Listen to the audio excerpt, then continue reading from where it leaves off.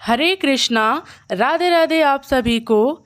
चलिए आज सुनाती हूँ बट सावित्री व्रत की कथा को, तो आप इसे ध्यानपूर्वक सुने।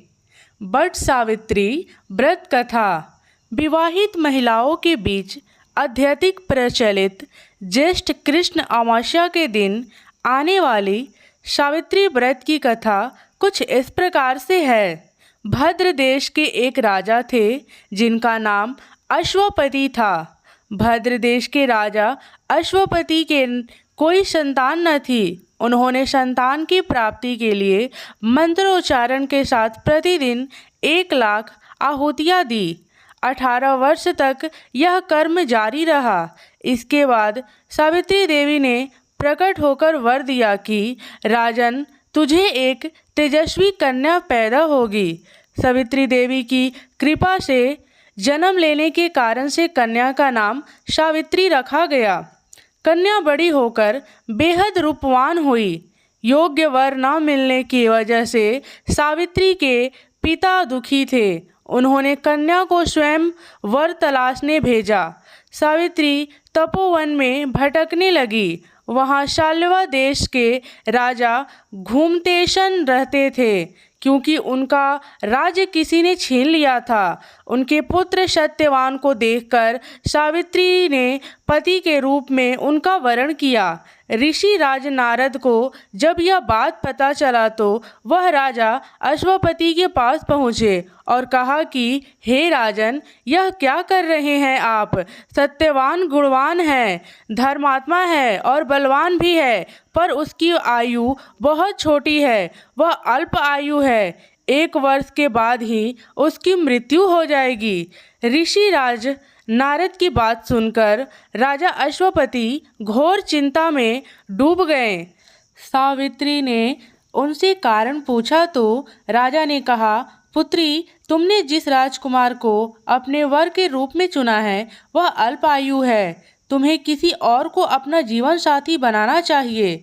इस पर सावित्री ने कहा कि पिताजी, आर्य कन्याएं अपने पति का एक बार ही वरण करती हैं। राजा एक बार की आज्ञा देता है और पंडित एक बार ही प्रतिज्ञा करते हैं और कन्यादान भी एक बार ही किया जाता है। सावित्री हठ करने लगी और बोली, मैं सत्यवान से ही विवाह करूंगी। राजा अश्वपति ने सावित्री का विवाह सत्यवान से कर दिया। सावित्री अपने ससुराल पहुँचते ही सास ससुर की सेवा करने लगी। समय बीतता चला गया। नारद मुनि ने सावित्री को पहले ही सत्यवान की मृत्यु के दिन के बारे में बता दिया था। वह दिन जैसे जैसे करीब आने लगा, सावित्री अधीर होने लगी। उन्होंने 3 दिन पहले से ही उपवास शुरू कर दिया। नारद मुनि द्वारा कथित निश्चित तिथि पर पितरों का पूजन किया। हर दिन की तरह सत्यवान उस दिन भी लकड़ी काटने जंगल चले गए। साथ में सावित्री भी गई। जंगल में पहुंचकर सत्यवान लकड़ी काटने के लिए एक पेड़ पर चढ़ गया। तभी उसके सिर में तेज दर्द होने लगा। दर्द से व्याकुल सत्यवान पेड़ से नीचे उतर गए। सावित्री अपना भविष्य समझ गई। सत्यवान के सिर को गोद में रखकर सावित्री सत्यवान का सिर सहलाने लगी। तभी वहाँ यमराज आते दिखे। यमराज अपने साथ सत्यवान को ले जाने लगे। सावित्री भी उनके पीछे पीछे चल पड़ी।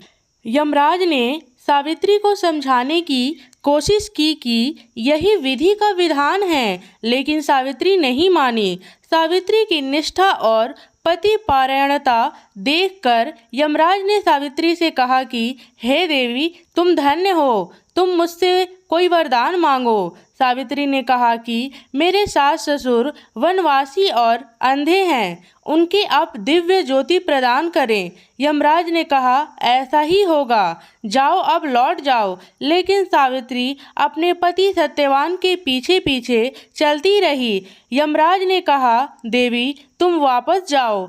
सावित्री ने कहा, भगवान, मुझे अपने पति देव के पीछे पीछे चलने में कोई परेशानी नहीं है।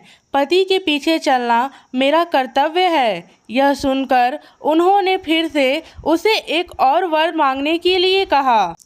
सावित्री बोली, हमारे ससुर का राज्य छिन गया है, उसे पुनः वापस दिला दे। यमराज ने सावित्री को यह वरदान भी दे दिया और कहा, अब तुम लौट जाओ। लेकिन सावित्री पीछे पीछे चलती रही। यमराज ने सावित्री को तीसरा वरदान मांगने को कहा। इस पर सावित्री ने 100 संतानों और सौभाग्य का वरदान मांगा। यमराज ने इसका वरदान भी सावित्री को दे दिया। सावित्री ने यमराज से कहा कि प्रभु, मैं एक पतिव्रता पत्नी हूँ और आपने मुझे पुत्रवती होने का आशीर्वाद दिया है। यह सुनकर यमराज को सत्यवान के प्राण छोड़ने पड़े। यमराज अंतर्ध्यान हो गया और सावित्री उसी वट वृक्ष के पास आ गई जहाँ उसके पति का मृत शरीर पड़ा था। सत्यवान जीवित हो गया और दोनों खुशी खुशी अपने राज्य की ओर चल पड़े। दोनों जब घर पहुँचे तो देखा कि माता पिता को दिव्य ज्योति प्राप्त हो गई है। इस प्रकार सावित्री सत्यवान चिरकाल तक राज्य सुख भोगते रहे।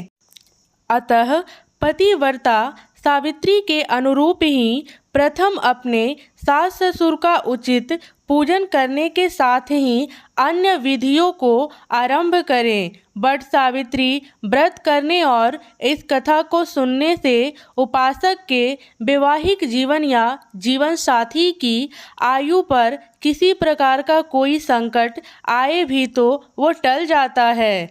इस प्रकार यह कथा समाप्त होता है।